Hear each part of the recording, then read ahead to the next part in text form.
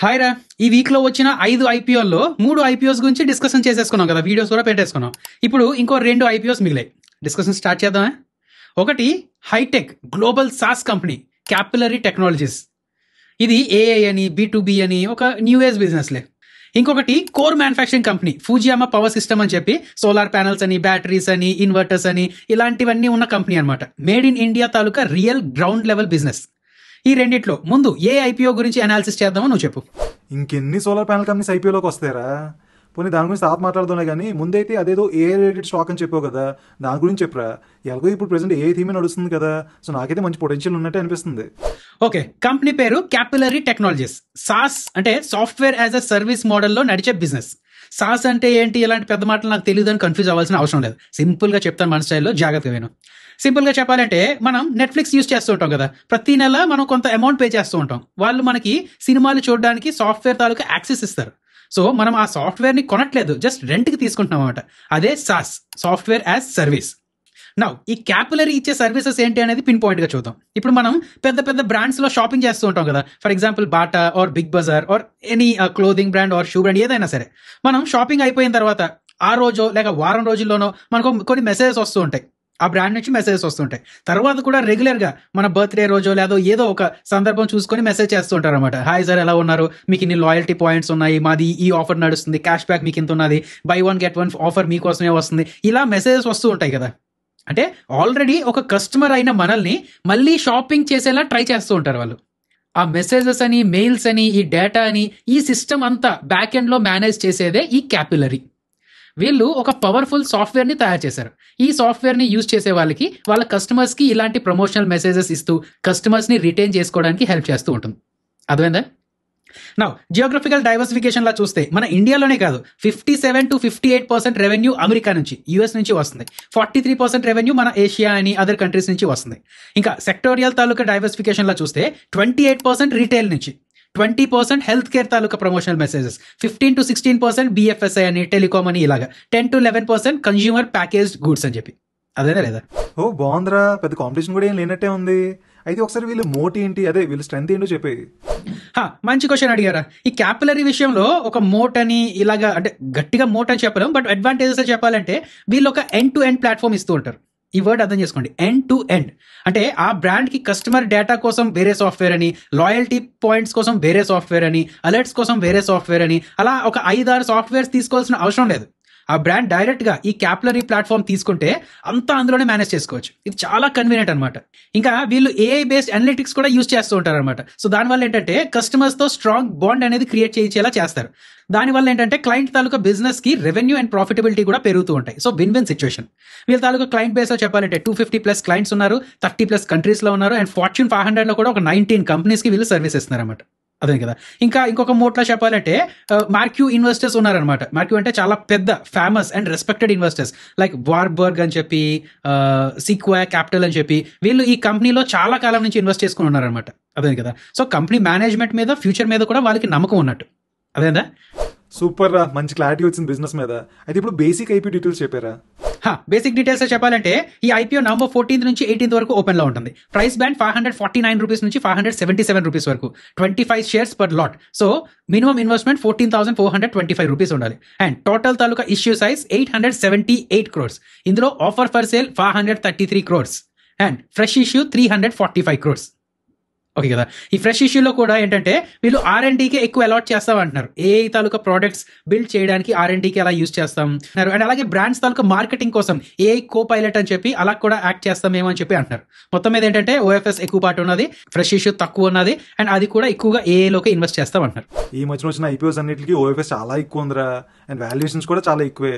అందుకే ఏ ఐపీఓకి అప్లై చేసినా listing gains రావట్లేదు. అయితే వీళ్ళు ఫైనాన్షియల్స్ ఎలా ఉన్నాయి, వీళ్ళు కూడా ఎక్కువ వాల్యుయేషన్స్ తోనే వస్తున్నారా?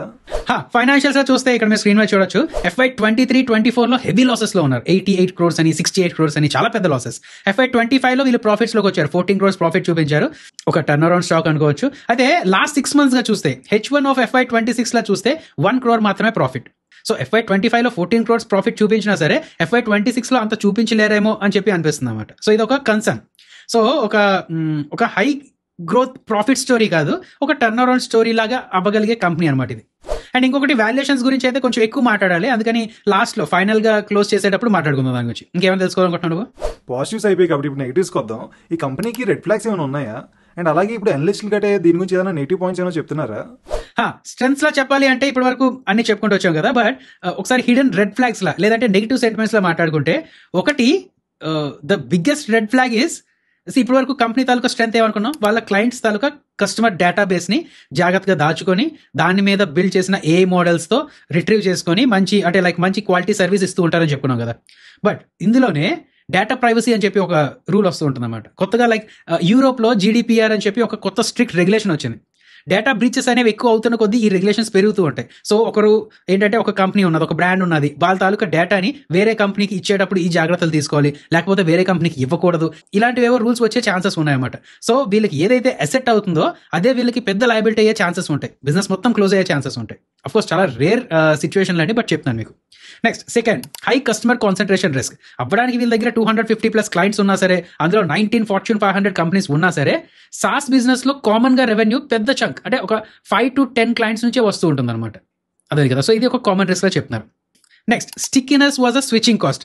వీళ్ళు ఏమంటున్నారంటే మా ప్లాట్ఫామ్ చాలా స్టిక్కీ, క్లయింట్స్ అస్సలు వెళ్ళటం లేదు, ఇక్కడ నుంచి వెళ్ళాలంటే చాలా కష్టం అంటున్నారు. బట్ స్టిక్కీనెస్ కి హై స్విచ్చింగ్ కాస్ట్ కి చాలా తేడా ఉంది. ఇప్పుడు హై స్విచ్చింగ్ కాస్ట్ అంటే ఏమీ లేదండి, సే ఫర్ సపోజ్ మీరు ఒక పెద్ద బిల్డింగ్ లో రెంట్ కొంటున్నారనమాట, మీ తాలూకా సామాన్లు అవన్నీ మొత్తం పెట్టేసుకున్నారు. ఇప్పుడు దీనికన్నా ఒక 10% తక్కువ రెంట్కి వేరే ఊర్లో మీకు ఇల్లు దొరుకుతుంది అనుకోండి, అప్పుడు 10% తక్కువ దొరుకుతుంది కదా అని చెప్పి వెళ్ళిపోతామా? కష్టం. ఎందుకు? ఈ ఫర్నిచర్ మొత్తం బయటకు తీయాలి, ఇక్కడ నుంచి అక్కడ ట్రాన్స్పోర్ట్ చేసుకోవాలి, ఇవన్నీ చాలా కష్టం. అది హై స్విచ్చింగ్ కాస్ట్ అంటే అర్థం అదే అనమాట. అదే కదా, వీళ్ళు ఏమంటున్నారు, మా దగ్గర క్లయింట్స్ అనేది ఉంటూ ఉన్నారంటున్నారు. బట్ సే ఫర్ సపోజ్ రేపు అడోబ్ అని, సేల్స్ ఫోర్స్ అని ఇలాంటి వాళ్ళు ఒక బెటర్ ప్రోడక్ట్తో వచ్చారనుకోండి, వీళ్ళు ఈజీగా మైగ్రేట్ అయిపోవచ్చు, క్లయింట్స్ ఈజీగా మైగ్రేట్ అయిపోవచ్చు, స్విచ్చింగ్ కాస్ట్ పెద్ద ఏమీ లేదు. సో అది ఒక ప్రాబ్లం అన్నమాట.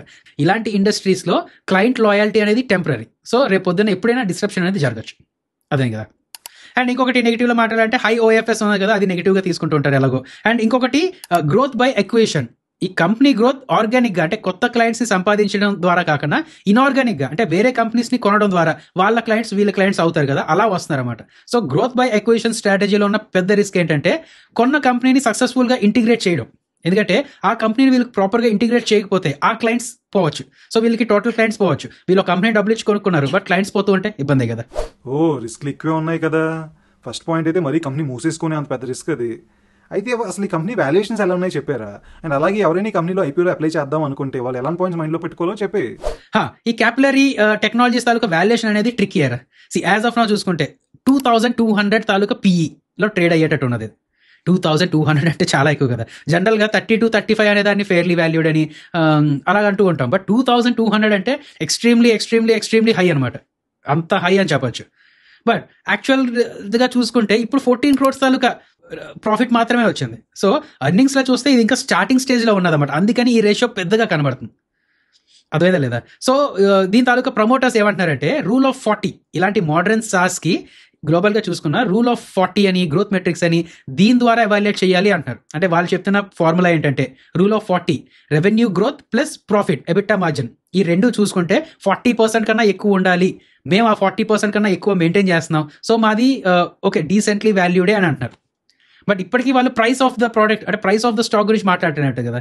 రెవెన్యూ గ్రోత్ సరే ఒక 20% ఉండొచ్చు, ప్రాఫిట్ ఎబిటా మార్జిన్ ఒక 20% ఉండొచ్చు, అలా చూసుకుంటే 40% అయిపోయింది ఓకే. బట్ ప్రైస్ ఏంటి? ప్రైస్తో ఎలాగా వీళ్ళని కంపేర్ చేయడం? వీళ్ళు ఏమంటారంటే ప్రైస్ టు సేల్స్ కంపేర్ చేయండి ఇవన్నీ అంటున్నారు. బట్ ఇప్పుడు అంటే ఇన్వెస్టర్స్ తాలూకా పర్స్పెక్టివ్ ప్రకారం చూసుకుంటే ఈ IPO ఓవర్ వాల్యూడ్గానే ఉన్నది. అండ్ ఫ్యూచర్లో కూడా అంత ప్రాఫిట్స్ CAGR అంటే గ్రోత్ కూడా వీళ్ళు చూపించలేకపోతే చాలా కష్టం అని అంటున్నారు అనమాట. అండ్ ఇంకొక విషయం ఏంటంటే గ్రే మార్కెట్ ప్రీమియం కూడా పెద్ద ఏమీ లేదు, అర్థమైంది. సో జనాలకి ఇంట్రెస్ట్ లేనట్టు ఉంది, అసలు మామూలుగా జనాలకి IPOs మీద ఇంట్రెస్ట్ పోయినట్టు ఉంది. ఏం ఫ్రెండ్స్ మీరు చెప్పండి, IPOs మీద ఇంట్రెస్ట్ పోయిందా మీకు? ఇంకోటి చూసుకుంటే ఇక్కడ ఈ IPO మీద కూడా పెద్ద ఇంట్రెస్ట్ లేనట్టే కనబడుతుంది. ఇది ఒక అంటే హై రిస్క్ హై రివార్డ్ టైపే అనుకోవచ్చు అనమాట. రివార్డ్ అనేది పక్కన పెడితే హై రిస్క్, ఒక కంపెనీ ఉన్నది డిఫరెంట్ బిజినెస్లో ఉన్న కంపెనీ, ఫ్యూచర్లో బిజినెస్ ఇంకా పెరగచ్చు అనిపిస్తున్న కంపెనీ, ఒకసారికి బిజినెస్ ఆగిపోవచ్చు కూడా అనిపిస్తున్న కంపెనీ, కాబట్టి బాగా హై రిస్క్ తీసుకొని హై రివార్డ్ కోసం వెయిట్ చేస్తున్న వాళ్ళు ఇంకొంచెం అనాలిసిస్ చేసుకొని మీ ప్లాన్ మీద చేసుకోండి. బట్ కన్సర్వేటివ్ ట్రేడర్స్కి I recommend no. So friends, ఈ IPO అనాలిసిస్ మీకు నచ్చినట్టయితే ఫాస్ట్గా లైక్ చేసి కామెంట్స్లో ఎలా అనిపించిందో మీకు చెప్పేయండి. అలాగే మీ ఫ్రెండ్స్తో కూడా తప్పకుండా షేర్ చేసేయండి. సో నెక్స్ట్ IPOకి వెళ్తే అదేదో 4G 5G అనేదో ఉంటుంది కదరా, వాషి అలాంటిది ఏదో పేరు ఉంటుంది కదా, జపనీస్ పేరు ఏదో. పేరు జపానీస్ లో ఉన్న this is 100% Noida based Indian company. వీళ్ళు కోర్ రెన్యూవబుల్ ఎనర్జీ బిజినెస్ లో ఉన్నారా. రెన్యూవబుల్ అంటే మీకు తెలిసిందే కదా, సోలార్, అండ్ అందులో కూడా రూఫ్ టాప్ సోలార్స్ అని, దానికి కావాల్సిన సోలార్ ఇన్వర్టర్స్ అని, వాటికి కావాల్సిన బ్యాటరీస్ అని, ఇలా ఈ ఈకో సిస్టమ్ మొత్తంలో వీళ్ళు ఉన్నారు. అండ్ ఇంకొక విషయం, మనకి తెలిసిన వ్యారీ ఎనర్జీస్ అని వీళ్ళు ఎక్కువగా B2B సెగ్మెంట్ లో ఆపరేట్ చేస్తున్నారు. బట్ వీళ్ళు B2C సెగ్మెంట్ అంటే మనలాంటి వాళ్ళకి అమ్ముతూ ఉంటారు అనమాట. వీళ్ళు UTL సోలార్ అని, ఫుజియామా సోలార్ అని ఈ బ్రాండ్స్ తో ఆపరేట్ చేస్తున్నారు. సో వీళ్ళ తాలూకు టార్గెట్ ఆడియన్స్ అసెట్ మనలాంటి మాస్ రిటైల్ మార్కెట్. అర్థమైంది కదా, అంటే మనలాంటి ఇళ్ళకి, చిన్న చిన్న షాప్స్ కి, చిన్న చిన్న బిజినెస్ కి, ఈ రిక్షాస్ కి ఇలాంటి సొల్యూషన్స్ ఇస్తూ ఉంటారు. అండ్ వీళ్ళ తాలూకా ప్రొడక్ట్ పోర్ట్ఫోలియో పరంగా చూస్తే సోలార్ ప్యానల్స్ నుంచి 43% ఆఫ్ ద రెవెన్యూస్ వస్తున్నాయి, ఇన్వర్టర్స్ నుంచి అండ్ UPS నుంచి 24% ఆఫ్ ద రెవెన్యూ, బ్యాటరీస్ నుంచి 21% ఆఫ్ ద రెవెన్యూ.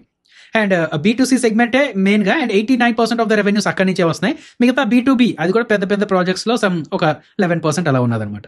సో ఇలాంటి B2C సెగ్మెంట్ లో ఏంటంటే జీరో క్లయింట్ కాన్సన్ట్రేషన్ రిస్క్ ఉంటుంది. అండ్ ఇంకొకటి, B2B సెగ్మెంట్ కి B2C సెగ్మెంట్ కి డిఫరెన్స్ ఏంటంటే, B2Bలో మార్జిన్స్ తక్కువ ఉంటాయి. ఇప్పుడు ఒక కంపెనీ వేరే కంపెనీ నుంచి ఆర్డర్ తీసుకుని, అంటే వాళ్ళ సర్వీస్ తీసుకుంటే మాక్సిమం స్క్వీజ్ చేసేస్తారు కదా. వాడు ₹1,00,000 అంటాడు, బాబు నేను కూడా బిజినెస్ చేస్తున్నాను, నాకు తెలుసు 50 లక్షలు మాత్రమే అంటాడు. ఆడు 90 అంటాడు, ఈడు 60 అంటాడు, అలాగా తగ్గొడేస్తారు అనమాట. బట్ రిటైల్ ఇప్పుడు ₹100 అన్న దగ్గర మనం ₹100 కొంటాం, ఆడేదో డిస్కౌంట్ ఇస్తే మనం తక్కువ తీసుకోవడం, కానీ మనం వెళ్ళి పెద్ద బేరాలు ఆడడం లేదు కదండి. సో అందుకనే B2C సెగ్మెంట్లో ఏంటంటే కస్టమర్ కాన్సన్ట్రేషన్ రిస్క్ తక్కువ ఉంటుంది అండ్ మార్జిన్స్ కొంచెం బాగుంటాయి. వీళ్ళ తాలూకా నెట్వర్క్ల పరంగా చూసుకున్న 5,000+ డీలర్స్ ఉన్నారు, 1,100+ ఫ్రాంచైజ్ తాలూకా స్టోర్స్ ఉన్నాయి. ఎక్కువగా నార్త్ లో ఉంటారు, యూపీలో, రాజస్థాన్ లో, పంజాబ్ లో వీళ్ళు ఎక్కువ ఉంటారు. అందుకనే మన లాంటి వాళ్ళకి తెలియదు, ఇక్కడ తెలుగు వాళ్ళకి తెలియదు అనమాట. ఓకే, అయితే బేసిక్ ఐపీ డీటెయిల్స్ కూడా చెప్పి. వీళ్ళ IPO సైజ్ లో చెప్పాలంటే 828 crores, అందులో fresh issue 600 crores, OFS 228 crores మాత్రమే. Price band 216 to 228, lot size 65 shares. November 13th open అవుతుంది, November 17th క్లోజ్ అవుతుంది. అండ్ వీళ్ళ తాలూకా మొత్తం 600 crores ఫ్రెష్ ఇష్యూ కదా, అందులో 180 crores కొత్త మ్యానుఫ్యాక్చరింగ్ ప్లాంట్ కోసం ఎంపీలో కడుతున్నారంట, 275 crores అప్పులు తెచ్చడానికి, 145 crores జనరల్ బిజినెస్ పర్పసెస్. మరి ఫైనాన్షియల్స్ ఎలా ఉన్నాయి, గ్రో అవుతున్నారా, వాల్యుయేషన్స్ ఎలా ఉన్నాయి?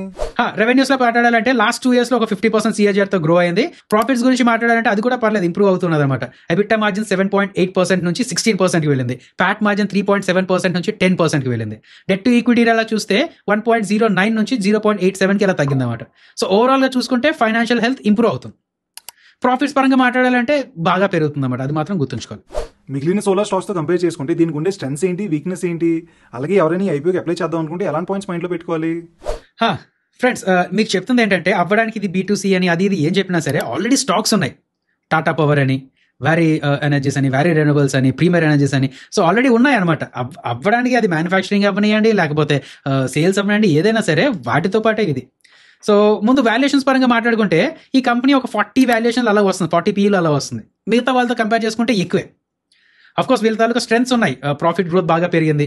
ఇప్పుడు ₹1,00,00,000 నుంచి 2 కోట్లు పెరిగితే 100% అండి, 2 కోట్ల నుంచి 3 కోట్లు పెరిగితే 50% మాత్రమే. అదే కదా. సో చిన్నవి పెద్దవి అయ్యేటప్పుడు ఏంటంటే, పెరుగుతున్నప్పుడు ఇలాగే కనబడుతుంటాయి ప్రాఫిట్ గ్రోత్ 200%, 300% అని. సో అది ఓకే, అంటే ఇనిషియల్ స్టేజ్ లో ఎంటర్ అయ్యి కొంచెం పైకి వచ్చిన తర్వాత మీరు ఎగ్జిట్ అవ్వగలరు, అది అంటే మీ ఇష్టం. బట్ వాల్యుయేషన్స్ ఎక్కువ ఉన్నాయి అండ్ ఇలాంటివి చాలా ఉన్నాయి, కంపెనీస్ అనేది చాలా ఉన్నాయి అనమాట.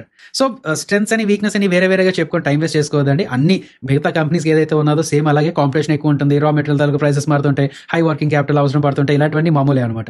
సో ఇవన్నీ మీరు చూసుకొని ఇలాంటి వాటిలో ఏమి అంటే వ్యారీ ఎనర్జీస్ అయినా, వ్యారీ రెన్యూవబుల్స్ అయినా, ప్రీమియర్ ఎనర్జీస్ అయినా, ఇలాంటి ఇందులోని నేను ఇన్వెస్ట్ చేసుకోలేదు, ఇలాంటి సోలార్ స్టాక్స్ మిస్ చేసుకున్నాను, ఇది IPO కాబట్టి దీంట్లో నేను ఎంటర్ అవుతాను అనుకుంటే మీరు అనాలిసిస్ చేసుకొని చూడండి. బట్ లేదు అంటే ఇలాంటి స్టాక్స్ లో ఆల్రెడీ మీరు ఇన్వెస్టెడ్ గా ఉంటే మిస్ చేసుకోవడమే బెస్ట్. చూద్దాం రేపు పొద్దున్న ఎప్పుడైనా బాగా ఏవైనా ఫాల్ అయ్యి లేదంటే ఎక్కువ ప్రాఫిట్ బుకింగ్ జరిగి డిస్కౌంట్లో దొరికితే అప్పుడు చూసుకోవచ్చండి కావాలంటే.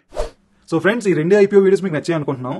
సో ఇంకా మీరు సబ్స్క్రైబ్ చేసుకోకపోతే ఫాస్ట్గా సబ్స్క్రైబ్ చేసుకుని పక్కన ఉన్న బెల్ నోటిఫికేషన్ ఆన్ చేసుకోండి, ఎందుకంటే ఫ్యూచర్లో ఇంకా మరిన్ని మంచి వీడియోస్ రాబోతున్నాయి. చేసుకున్నారా? మళ్ళీ కలుద్దాం అయితే. బాయ్ అయితే.